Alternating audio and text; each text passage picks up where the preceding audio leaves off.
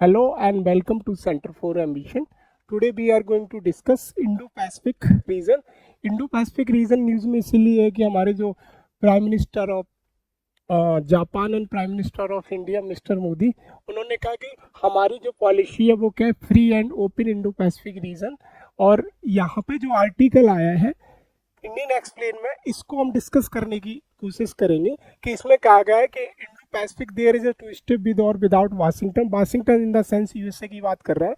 ये कह रहा है कि इंडो पैसिफिक, जो इंडो पैसिफिक का दूसरे शब्दों में कहूँ कि इंडियन ओशन और पैसिफिक रीजन में जो सी लेन ऑफ कम्युनिकेशन है या वो सी एरिया है, उसमें यूएसए का भी इन्फ्लुएंस है। तो क्या बिना यूएसए के भी इंडो पैसिफिक रीजन सिक्योर हो सकता है? या बहुत सारे रीजन है जिसमें हम देखेंगे चाइना का व्यू पॉइंट अलग है और हमारे इंडिया का व्यू पॉइंट अलग है और हमारे जापान का व्यू पॉइंट अलग है। तो यहाँ से सीधी सी बात है, इसमें इतना ज़्यादा खास आर्टिकल में है नहीं, लेकिन हम इंडो पैसिफिक रीजन को समझने की कोशिश करते हैं। तो ये वाली लाइन अगर मैं यहाँ से अगर देखूँ तो ये मेरे कंक्लूजन में काम कर सकती है। अगर इंडो पैसिफिक से रिलेशन से कोई भी आता है वहाँ पे कैसे काम करेगी। इसमें कह रहा है कि Delhi need not become captive to American enthusiasm on indifferences. The Indo-Pacific ultimately rests not on the terminology but on the Asian geography and Asian power politics. ये हमारा, अगर मान लीजिए इसमें सीधी सी कह रहा है कि दिल्ली डिपेंडेंट नहीं है यूएसए पे इंडो पैसिफिक रीजन को सिक्योर करने के लिए, इसको मैं अगर डालूं कि पावर पॉलिटिक्स से रिलेटेड, अगर मान लीजिए मेरा कोई भी क्वेश्चन आता है relates with the Indo Pacific, तो यहाँ से मैं डाल सकता हूँ। बाकी ये सी राजा मोहन ने लिखा है, उसमें कुछ नहीं है कि जापान का पॉइंट ऑफ व्यू का है कि जापान कहता है कि हमारा इंडो पैसिफिक रीजन कैसा होना चाहिए। Indo Pacific region as per the Japan view कैसा होना चाहिए? Free free and open Indo Pacific region, Pacific region होना चाहिए। जापान का पॉइंट ऑफ व्यू है, इंडिया का पॉइंट ऑफ व्यू है कि फ्री एंड इंडो पैसिफिक भी होना चाहिए, plus sea lane of communication SLOC जिसे बोलते हैं। सी लेन ऑफ कम्युनिकेशन का मतलब कि जैसे इंडो पैसिफिक रीजन में हमारी स्टेट ऑफ मलक्का आती है और हॉर्मुज की स्टेट आती है, तो वो भी हमारा सी लेन ऑफ कम्युनिकेशन भी क्लियर होना चाहिए, उस पर भी किसी का इन्फ्लुएंस नहीं रहना चाहिए। तो इंडो पैसिफिक रीजन में बहुत ज़्यादा स्टेक होल्डर है, जैसे यूएसए भी आ जाता है, जापान भी आ जाता है, अपना चाइना भी आ जाता है, क्वाड के जैसे ऑस्ट्रेलिया इंडिया तो अपना है ही है। सारा इसमें समझाया नहीं गया है, लेकिन ये करंट का इशू लेके जो हमारे प्राइम मिनिस्टर ऑफ इंडिया और प्राइम मिनिस्टर ऑफ जापान मिले, तो उसके बारे में बताया गया है कि इनका दोनों का व्यू क्या है। तो हम इंडो पैसिफिक को थोड़ा सा डिस्कस करने की कोशिश करते हैं। तो first we have to understand what is Indo Pacific. Indo Pacific के बारे में सबसे पहले हम समझते हैं। तो इंडो पैसिफिक का सीधा सा मतलब है ऐसा रीजन है जो इंडियन ओशन और पैसिफिक ओशन के बीच का रीजन है। मतलब दोनों को अगर मैं मिला दूं, इंडियन ओशन और पैसिफिक ओशन को, तो इंडो पैसिफिक बोलते हैं। जिसमें अगर मैं देखूं फिलीपींस भी आ रहा है, फिलीपींस के नीचे अगर मैं कहूँ साउथ चाइना सी, ईस्ट चाइना सी, इंडोनेशिया ये वाला रीजन भी आ रहा है, फिलीपींस भी आ रहा है, कंबोडिया भी आ रहा है, या कहूँ साउथ ईस्ट एशिया के सारे कंट्रीज अप्रोक्स आ जाते हैं। इधर श्रीलंका, उधर ऊपर चाइना भी आ जाता है, और हमारा बे ऑफ बंगाल भी आ जाता है, और ये अरेबियन सी भी आ जाता है, अरेबियन सी। इधर बे ऑफ बंगाल भी आ जाता है, इधर हमारा क्या नाम है, ये फिलीपींस के नीचे साउथ चाइना सी, साउथ चाइना सी भी आ जाता है। यहाँ पे हमारा स्टेट ऑफ मलक्का, सुंडा स्टेट ऑफ मलक्का और सुंडा स्टेट भी आ जाता है। और अगर मैं इधर देखूँ तो हमारा गल्फ ऑफ हॉर्मुज भी आ जाता है, यहाँ पे पर्शियन गल्फ का भी रीजन आ जाता है। तो ये हमारा ट्रेड की वजह से और सी लेन ऑफ कम्युनिकेशन की वजह से Indo Pacific is important region है। इससे मैं कहूँ कि अप्रोक्स पूरे वर्ल्ड की 60% जीडीपी को होल्ड करता है, और अप्रोक्स 90 to 95% ट्रेड पूरे वर्ल्ड की इसी रीजन से होती है। That's why Indo Pacific reason is important. इसलिए इम्पोर्टेंट है कि जितने भी कंट्री को अगर दूसरी कंट्री से व्यापार करना रहेगा तो इसी एरिया से होकर उसे जाना पड़ेगा। मान लीजिए अगर अमेरिका भी जापान के साथ कोई भी ट्रेड करना चाहता है, इंडो पैसिफिक रीजन उसके लिए भी इम्पोर्टेंट है। अगर मान लीजिए इंडिया का साउथ ईस्ट एशियन कंट्रीज के साथ, या इंडिया की जो पॉलिसी है लुक ईस्ट पॉलिसी, उसमें भी अगर इंडिया उसके लुकिस पॉलिसी को स्ट्रेंथन करना चाहता है तो उसे भी इंडो पैसिफिक को open, free and open Indo Pacific की नीड है, जापान को भी है। लेकिन इन सब का चाइना विरोध करता है। चाइना विरोध इसलिए करता है कि जो बाहरी कंट्री है, स्पेशली वो बात करता है वेस्टर्न कंट्रीज की, यूएसए की, वो कहता है कि जो बाहरी कंट्री स्पेशली यूएसए वो इंटरफेरेंस कर रहे हैं हमारे जो नेबरिंग कंट्री हैं उनको। तो चाइना का व्यू पॉइंट क्या है? चाइना ये कहता है, चाइना का ये कि इंडो पैसिफिक रीजन कैसा होना चाहिए? With the string of pulse, उसकी पॉलिसी स्ट्रिंग ऑफ पल्स, और cooperation with the neighbour countries, neighbour country पे फोकस करना चाहिए और इसमें कोई भी बाहरी कंट्री का इन्फ्लुएंस या इंटरफेरेंस नहीं होना चाहिए जैसे यूएसए का। और यूएसए का point of view regarding the Indo Pacific अलग है। यूएसए जो हमने कहा free and open Indo Pacific की बात करता है कि ट्रेड सबके लिए फ्री है, और यहाँ पे करता है कि इन्फ्लुएंस ऑफ द चाइना ना होना चाहिए। तो चाइना को काउंटर करना चाहता है, जापान भी काउंटर करना चाहता है, इंडिया भी काउंटर करना चाहता है। तो अगर मेरा मेंस में क्वेश्चन बनेगा तो यही सारे पैरामीटर इंडो पैसिफिक के मेरे बनेंगे। इंडिया का देखो, इंडिया को क्या क्या इससे फायदा है इंडो पैसिफिक से? पहला तो ये है कि इंडिया का जो connectivity with the West Asia है इंडो पैसिफिक से होती है, स्पेशली जो मैंने कहा स्टेट ऑफ हॉर्मुज। अगर मुझे ट्रेड, एनर्जी, ट्रेड या एनर्जी से रिलेटेड, ऑयल पेट्रोलियम से रिलेटेड जितने भी ट्रेड करनी है तो इंडो पैसिफिक से। देन ईस्ट अफ्रीकन कंट्रीज से अगर मैं जाता हूँ फिर भी Indo Pacific region specially Indian ocean से होकर मुझे जाना पड़ेगा।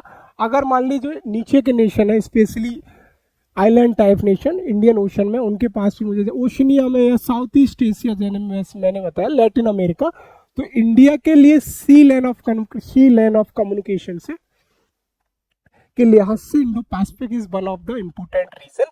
और इसके अलावा इंडिया की जैसे सागर पॉलिसी है और इंडिया की जैसे महासागर पॉलिसी है, स्पेशली सागर पॉलिसी है, और look east act east policy है, उस पर भी इंडिया काम कर रहा है। तो इंडो पैसिफिक रीजन इंडिया के लिहाज से देखें तो ये भी है कि इंडिया की शेयर्ड कल्चर्स हैं विद द सम कंट्री, जैसे वेस्ट एशियन कंट्री के साथ कुछ कल्चर है, साउथ ईस्ट एशियन के साथ कुछ कल्चर है, श्रीलंका के साथ बुद्धिज्म ऐसे। देन पॉलिटिकल स्ट्रेटजी को मेंटेन करता है, पॉलिटिकल पॉइंट ऑफ व्यू से भी वो है, स्ट्रेटेजिक पॉइंट ऑफ व्यू से इंडो पैसिफिक इंडिया के लिए बहुत इंपॉर्टेंट है।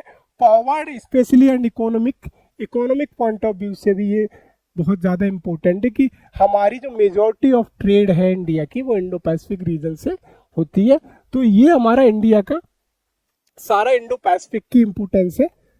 अब हम देखते हैं कि वही कि हमारा जो न्यूज़ में आया था, तो हमारे जो prime minister of India and prime minister of the Japan, Takaichi जैसा आप पढ़ना चाहें इंडिया को उन्होंने, तो उनका जो मैंने कहा कि उनका है कि इंडो पैसिफिक रीजन पे ही फोकस्ड है इनकी मीटिंग, इंडो पैसिफिक रीजन पे फोकस्ड है। तो सीधा सा मतलब है कि जापान चाहता है कि with the help of India the region of Indo Pacific shall be, Indo Pacific कैसा होना चाहिए? ओपन। इंडो पैसिफिक कैसा होना चाहिए? Free and open. ये किसका है? ये जापान का, इंडिया का भी यही पॉइंट ऑफ व्यू है। अब हम सारे पॉइंट एक एक करके समझते हैं। First we have to understand the what is Indo Pacific. Indo Pacific है क्या? इंडो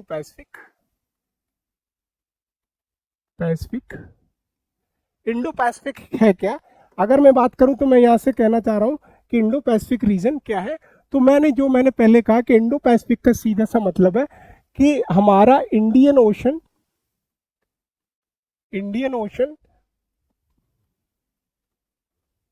प्लस पैसिफिक ओशन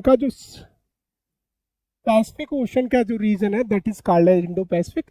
इससे हमारा क्या होता है? 60% वर्ल्ड की जीडीपी को होल्ड करता है ये, जीडीपी ऑफ वर्ल्ड, और 95% अप्रोक्स 95% वर्ल्ड की ट्रेड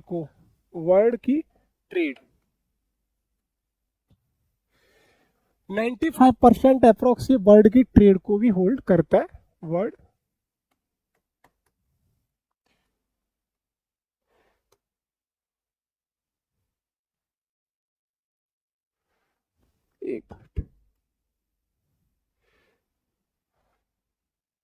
वर्ल्ड की ट्रेड इसी रीजन से होती है।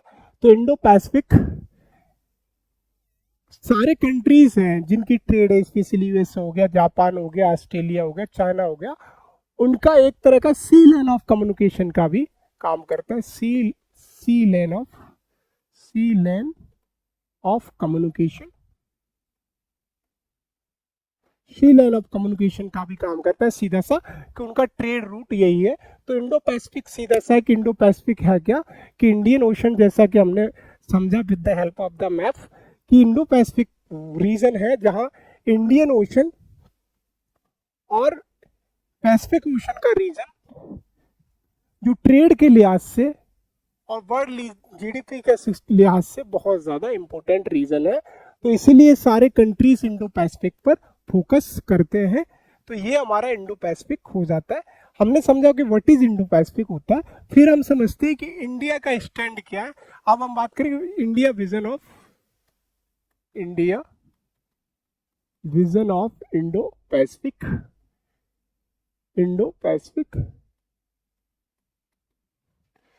इंडिया का विजन क्या है इंडो पैसिफिक के रिलेटेड। तो इंडिया सीधा सा ये चाहता है कि Indo Pacific shall B free. Indo Pacific कैसा होना चाहिए? Free and open Indo Pacific. Free and open Indo Pacific region होना चाहिए। और दूसरा विजन क्या है इंडिया का? टू काउंटर चाइना को काउंटर करना दूसरा विजन है इंडिया का, कि चाइना को भी काउंटर कर पाए। और क्या हो सकता है कि इंडिया की जो एक्ट ईस्ट पॉलिसी उसको स्ट्रेंथन करना, to strengthen the act east policy, strengthen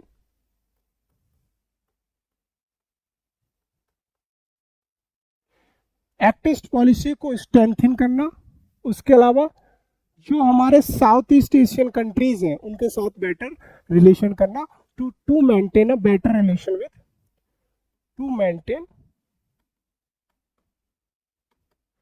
better relation with South Asian countries nation और साउथ ईस्ट एशियन नेशन, उनके साथ मुझे बेहतर रिलेशन करने हैं। इसके लिए इंडिया का जो सागर पॉइंट इंडिया ने जो चलाया सागर, तो इंडिया के 4 से 5 पॉइंट, इसके अलावा बहुत सारे हो सकते हैं। इकोनॉमी की पॉइंट ऑफ व्यू से इंडिया का विजन है इकोनॉमिक ट्रेड को, इकोनॉमिक से, जो मैं पहले भी बता चुका। इकोनॉमिक पॉइंट ऑफ व्यू से क्या है कि इंडिया अप्रॉक्स 60% यहाँ से ट्रेड करता है, ज़्यादा भी करता है, लेकिन जो फिलहाल है 60 to 70%, एक मिनट पूरा ही लिख दे रहा हूँ, 60 to 70% अप्रॉक्स इंडिया इस रीजन से ट्रेड करता है। तो इंडिया का क्या है कि जो हमारा सी लेन ऑफ कम्युनिकेशन है, सी लेन ऑफ कम्युनिकेशन को बिल्कुल क्लियर करना with the help of Indo Pacific. कैसे क्लियर होगा? जब हमारी इंडो पैसिफिक में पॉलिसी होगी free and open Indo Pacific. और और क्या रीजन है? जो हमारे कंट्रीज है, स्पेशली ईस्ट कंट्रीज हैं, जापान हो गया, उनके साथ बेटर रिलेशन बनाना और इंस्टीट्यूशनलाइजेशन करना, इंस्टीट्यूशनलाइजेशन और गुड इंडो पैसिफिक रीजन बनाना। कैसे बनाएंगे? With the help of Quad. इसके अलावा ये सारे रीजन और रीजन भी मैं लिख सकता हूँ यहाँ पे इंडिया का जो विजन है इंडो पैसिफिक का, कि हमारे institutionalization of Indo Pacific with the help of the Quad करना है। उसके अलावा मेरे वेस्ट एशियन कंट्रीज हैं उनके साथ बेटर रिलेशन बनाना with the help of the trade. ये सारे मेरे इंडिया का विजन है कि इसलिए इंडो पैसिफिक फ्री होना चाहिए। इसमें जियो स्ट्रेटेजिक भी आ सकता है कि इंडिया की जो जियो स्ट्रेटेजिक लोकेशन है, स्ट्रेटेजिक पॉइंट ऑफ व्यू से, geo strategic point of view से भी इंडिया को हम कह सकते हैं कि स्पेशली सिक्योरिटी के स्ट्रेटेजिक पॉइंट ऑफ व्यू से ये सारे इंडिया का विजन है कि इंडो पैसिफिक इसलिए होना चाहिए। अब इंडिया के बाद मैं आता हूँ यूएसए पे। यूएसए का पॉइंट ऑफ व्यू क्या है? यूएसए ये कहता है, यूएसए का सेम पॉइंट ऑफ व्यू है इंडिया की तरह, कि इंडो पैसिफिक मेरा कैसा होना चाहिए? Free and open Indo Pacific region. Free and open Indo Pacific region, specially sea line of communication, और दूसरा है इसका कि टू काउंटर चाइना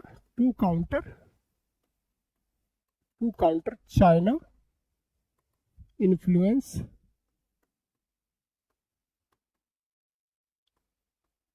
चाइना का इन्फ्लुएंस काउंटर करना स्पेशली कहाँ पे?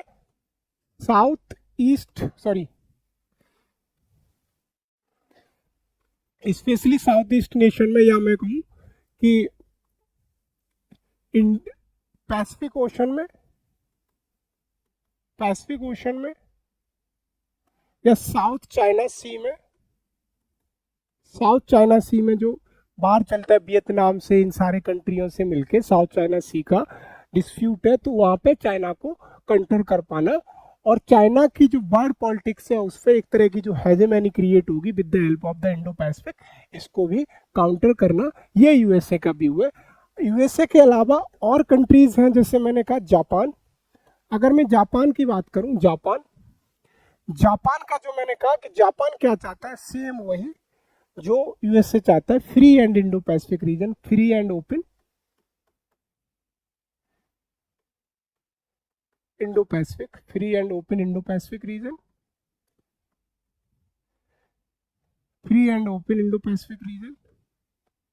उसके अलावा क्या चाहता है कि सी लाइन ऑफ कम्युनिकेशन क्लियर हो, हमारा ट्रेड बढ़े, ट्रेड और टेक्नोलॉजी भी बढ़े, और to counter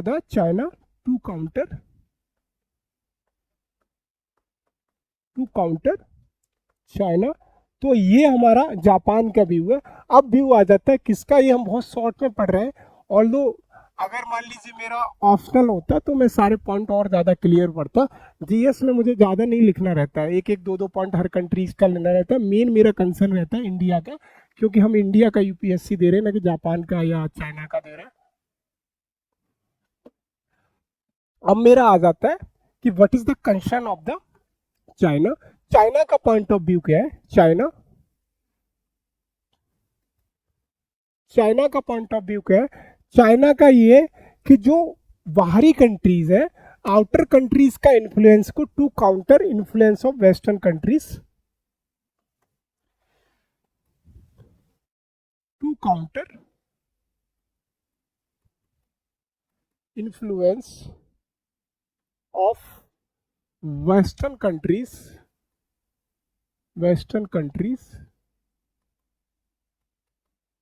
Indo Pacific region, IPR लिख देता हूँ, इंडो पैसिफिक रीजन में जो वेस्टर्न कंट्री है, स्पेशली एग्जांपल के लिए मैं बात करूं यूएसए, और ये कहता है चाइना का, दूसरा कहना चाइना का ये है कि जो हमारे कंट्रीज हैं इंडो पैसिफिक के आसपास के कंट्रीज, बाहरी कंट्री आके इन्फ्लुएंस करते हैं, तो हमारे जो पड़ोसी कंट्री है उनको इनमिटी प्रमोट करते हैं रिगार्डिंग द नेबर।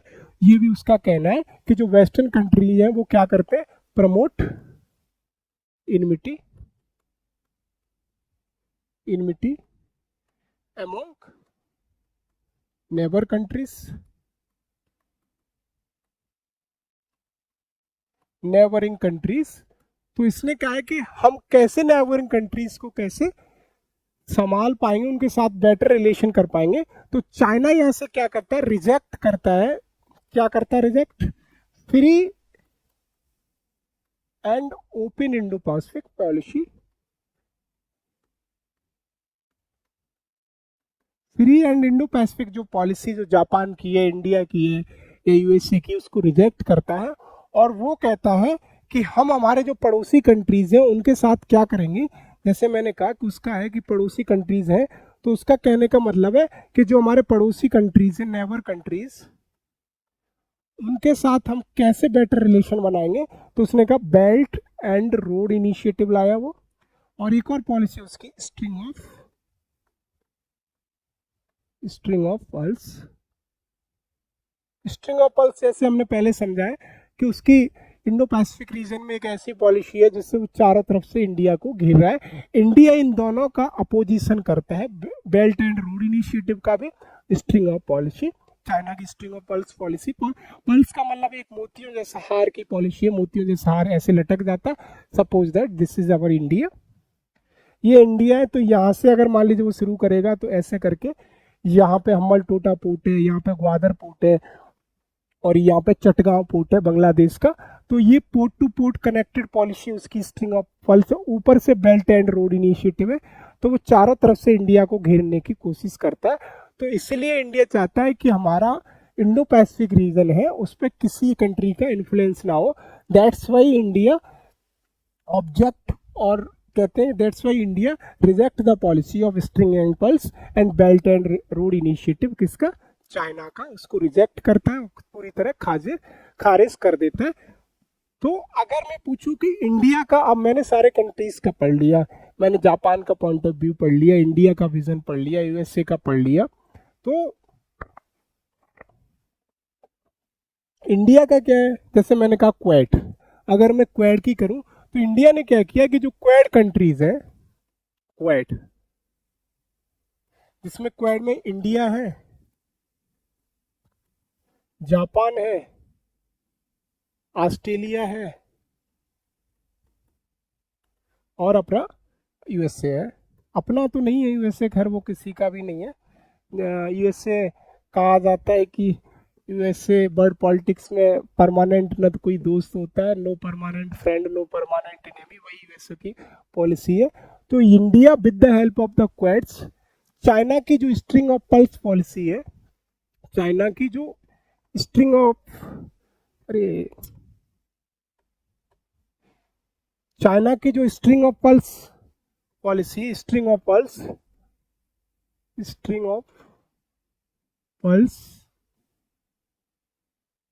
पल्स और बेल्ट एंड रोड इनिशिएटिव को काउंटर करता है। क्वेड के बारे में हम डिटेल बाद में पढ़ेंगे, बस इतना समझ लो कि इंडो पैसिफिक को सिक्योर करने के लिए और क्या नाम है, free and open Indo Pacific को प्रोटेक्ट करने के लिए इंडिया ने एक with the help of the USA, Australia, Japan, ये क्वेड बनाया हुआ है जिसका इंडिया मेंबर है। तो इंस्टीट्यूशनलाइजेशन ऑफ गुड गवर्नेंस, और दूसरा है कि इंडिया कहता है कि free and open Indo Pacific होगा तो हमारी जो वॉइस ऑफ ग्लोबल साउथ है, ग्लोबल साउथ की जो आवाज़ है उसको भी हम रखेंगे, उनका भी डेवलपमेंट हो पाएगा। तो हम समझते हैं कि इंडिया के लिए हम समझते हैं सिग्निफिकेंसेस क्या है। सिग्निफिकेंसेस की बात करूं तो सीधा सा अगर मैं कहूं सिग्निफिकेंट सीधा सा लिख देता हूं कि इंडिया के लिए इंडो पैसिफिक के सिग्निफिकेंसेस क्या है। तो अगर मैं एक एक करके इनका देखूं तो पहले मैं अगर बात करूं तो ये ट्रेड पॉइंट ऑफ व्यू से इंपॉर्टेंट है, ट्रेड पॉइंट ऑफ व्यू से free and open SLOC sea lane of communication significant है, शॉर्ट में अगर मैं बात करूं तो। उसके अलावा geo strategic point of view से, geo strategic point of view का मतलब हुआ यहाँ पे कि किसी भी कंट्री का अड्डा नहीं बनने देना है, इंडिया को अपनी सिक्योरिटी मेंटेन करनी है। और ये दूसरे शब्दों में कि इंडिया की जो सागर पॉलिसी है, सागर माला पॉलिसी, वो इसी के रिगार्डिंग है। और to counter China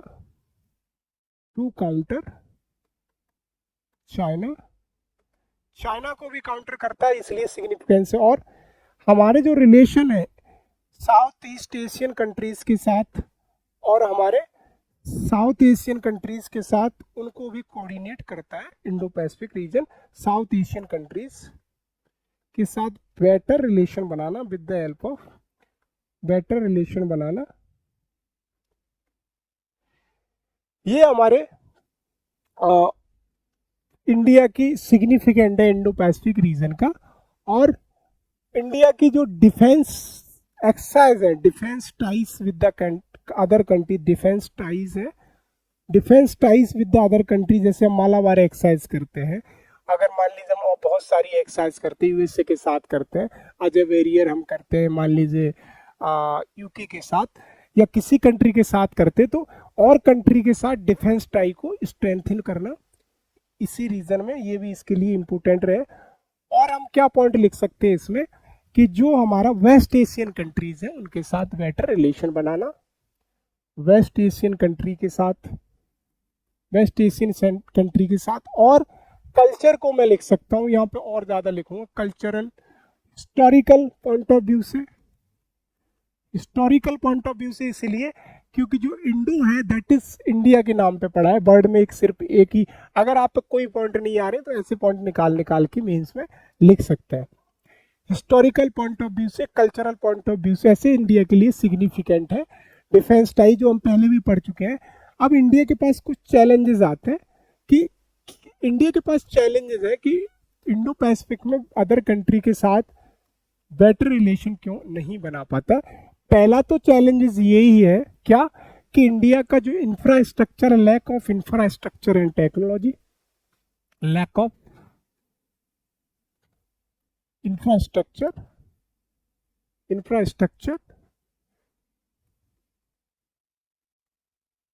and technology, हमारे पास में टेक्नोलॉजी और इंफ्रास्ट्रक्चर भी नहीं है। तो as compare to other countries, जैसे चाइना के साथ अगर कंपीट करोगे तो चाइना को आप कंपीट नहीं कर पाओगे, यूएसए के साथ कंपीट नहीं कर पाओगे कि हमारी Indo Pacific countries, Indo Pacific region में इन्फ्लुएंस बन जाए। दूसरा delay in project, delay in project, delay in project, जैसे इंडिया ने एक चलाया था Sagarmala project, Sagarmala project still delay है वो, सागरमाला,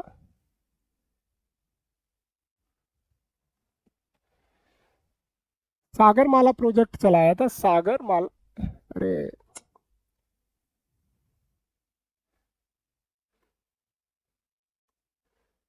सागरमाला, वो स्टिल डिले। उसके अलावा इंडिया ने चलाया सागर, सागर पॉलिसी, जो हमारी इंडो पैसिफिक रीजन है उनको सिक्योर करना। और तीसरा चैलेंजेस इंडिया के पास क्या है कि इंडिया डिफरेंट डिफरेंट क्या है, कॉपरेट नहीं करता, integrate with the different platform, integration problem है। कैसे इंटीग्रेशन प्रॉब्लम है? इंटीग्रेशन प्रॉब्लम है, इंटीग्रेशन ऐसे प्रॉब्लम है कि इंडिया की एक पॉलिसी सागर है और एक पॉलिसी एक्ट ईस्ट है, एक और पॉलिसी महासागर करके, ऐसी बहुत सारी इंडिया की पॉलिसी है। इंडियन इंडियन एसोसिएशन और rim, Indian organization rim association, ऐसी पॉलिसी है। तो ये है कि इनको इंटीग्रेट नहीं कर पाता, किस पे काम करूं किस पे न काम करूं। तो हमारी जो पॉलिसी बहुत ज़्यादा डाइवर्सिफिकेशन करता है। तो यही है कि इंडिया की जो इंटीग्रेशन नहीं कर पाता, या डाइवर्सिफिकेशन, सॉरी यहाँ पे मैं वर्ड लिखूंगा, diversification of policy, diversification, diversification of the policy, जो हमारी diversification of the Indo specific policy, Indo Pacific specific policy है, उनका बहुत ज़्यादा डाइवर्सिफिकेशन है। हमारे पास स्पेसिफिक पॉलिसी उस पर काम नहीं कर पा रहे। उसके अलावा डिफरेंट इंस्टीट्यूशन है उनके साथ इंडिया काम करता है, जैसे क्वेड हो गया, ब्रिक्स हो गया, बिम्स्टेक हो गया। इन कंट्री जिसमें अलग अलग कंट्री का इंटरेस्ट है, तो इनके साथ इंडिया कॉपरेट नहीं कर पाता एट द सेम टाइम। तो cooperation with the countries, Quad countries, different different institution है उनके साथ, या डिफरेंट डिफरेंट हमारे प्लेटफॉर्म बने हुए हैं कंट्रीज के to cooperate on the trade and cooperation पे, उनके साथ इंडिया कोलैबोरेट नहीं कर पाता एट द सेम टाइम। तो कोलैबोरेशन भी प्रॉब्लम है इंडिया के लिए। ये सारी इंडिया की प्रॉब्लम है। और इसके अलावा इंडिया के पास क्या प्रॉब्लम है? और प्रॉब्लम है कि to counter China string of pearls, to counter China string of pearls policy, string of pearls, China का जो डेट डिप्लोमेसी है, जैसे डेट डिप्लोमेसी, जिसे मैं कहूँ डेट डिप्लोमेसी। चाइना को हम इकोनॉमिकल पॉइंट ऑफ व्यू से नहीं काउंटर कर पाएंगे, तो इंडिया के पास इतना इकोनॉमिकल पावर ही स्ट्रांग नहीं है। तो चाइना क्या करता है, जैसे अभी मोंगला पोर्ट का इशू आया, किसका, इंडिया के हाथ से निकल गया। उससे पहले क्या है, चटगांव पोर्ट किस पे है, चाइना पे है, और ग्वादर पोर्ट चाइना पे है, और हम्बनटोटा पोर्ट है, चारों तरफ से इंडिया को घेर लिया है। और दूसरा बेल्ट एंड रोड इनिशिएटिव जो चाइना का है, इसको भी इंडिया काउंटर नहीं कर पा रहा है पूरी तरह से। तो यहाँ पे भी इंडिया के लिए चाइना भी एक बिग फैक्टर बना हुआ है। और दूसरा हम कह सकते हैं कि जो हमारे पड़ोसी कंट्रीज हैं, उनके साथ हमारे जो रिलेशन है, वो रिलेशन समय समय पर उनमें बहुत ज़्यादा ट्विस्टेड देखने को मिलते हैं, जैसे बांग्लादेश हो गया, श्रीलंका हो गया। तो यहाँ से भी क्या है कि ये इसकी वजह से भी इंडिया बहुत ज़्यादा चैलेंजेस फेस करने पड़ते हैं ड्यू इंडो पैसिफिक रीजन में। इंडिया के पास ये सारे चैलेंजेस है। उसके अलावा तो करना क्या चाहिए इंडिया को, व्हाट शुड बी डन। तो इंडिया को सबसे पहले क्या, वे फॉरवर्ड में अगर मैं लिखूंगा, वे फॉरवर्ड में पहला ही मैं लिखूंगा कि सबसे पहले हमारी जो कमिटमेंट है, ट्रस्ट डिफिसिट है, उसको कम करना चाहिए among the nation. Trust deficit हमारा है, जैसे हमारा जो मोंगला पोर्ट हमारे हाथ से निकल गया बांग्लादेश वाला, या मान लीजिए हमारे अदर कंट्रीज के साथ ट्रस्ट डिफिसिट है, मान लीजिए बांग्लादेश के साथ है हमारा गंगा वाटर ट्रीटी से रिलेटेड, या मान लीजिए हमारा श्रीलंका से रिलेटेड है। तो हमारा जो नेबर कंट्रीज है, उनका जो ट्रस्ट डिफिसिट है, उसको कम करना, और कमिटमेंट को फुलफिल करना, और अपने इंफ्रास्ट्रक्चर पे काम करना, इंफ्रास्ट्रक्चर और इंफॉर्मेशन टेक्नोलॉजी पे काम करना, और ट्रेड एंड कॉपरेशन बढ़ना, ट्रेड एंड कॉपरेशन पे काम करना, किसके, साउथ एशियन कंट्रीज और साउथ ईस्ट एशियन कंट्री के साथ ट्रेड करना, और किसको, हमारे जो क्वेड है, क्वेड को और ब्रिक्स को,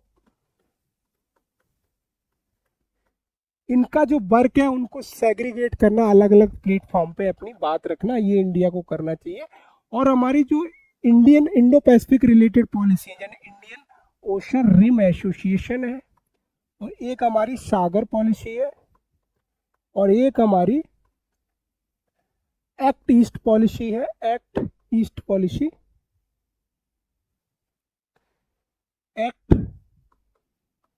पॉलिसी है। और इन सारों को क्या है कि इन सारी पॉलिसी को इंटीग्रेट करना और एक पॉलिसी बनाना, जिसका हम नाम देंगे नेशनल या Indian national Indo Pacific policy बनाना, जो सिर्फ फोकस्ड करे किस पे, इंडो पैसिफिक रीजन पे। ये सारे वे फॉरवर्ड 4 से 5 हो, इसके सारे बहुत सारे हो सकते हैं, लेकिन ये जनरल टर्म है, इनको हम विद एग्जांपल लिख सकते हैं। तो ये हमारा ऑल ओवर इंडो पैसिफिक के बारे में है। इंडो पैसिफिक हमने समझा, अगली बार और आएगा तो इसको हम और